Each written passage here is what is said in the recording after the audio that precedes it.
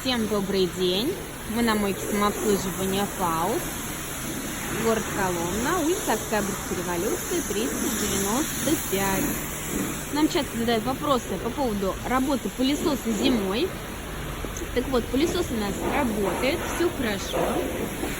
Единственное, что мы отключили рукомойник, потому что все это замерзает, но для вашего удобства будет установлена подача горячей воды. Вот так вот выглядит эта конструкция. Скоро вы сможете с удобством помыть автомобиль, пропылесосить его.